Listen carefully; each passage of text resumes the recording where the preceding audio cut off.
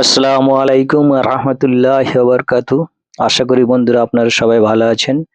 আপনারা দেখছেন দত্তপুকুর থানার অন্তর্গত জাফরপুর গ্রামে অর্থাৎ বড়ধলা মা ফাতেমাতুজ জোহরা রাদিয়াল্লাহু তাআলা আনহু গার্লস মাদ্রাসা।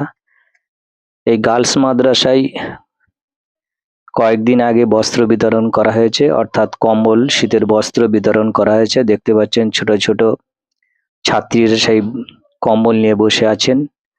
এখান থেকে অনেকে কালেকশন করতে আসে আমাদের এলাকায়। আপনারা নিজেদের সাধ্যমতো সাহায্য করবেন, চেষ্টা করবেন এই ছাত্রীদের দিকে তাকিয়ে। ছোট ছোট ছাত্রীরা দেখতে পাচ্ছেন মাদ্রাসার কাজ চলছে, উন্নয়নমূলক কাজ চলছে। আপনারা যতটা পারবেন সাধ্যমতো সাহায্য করবেন।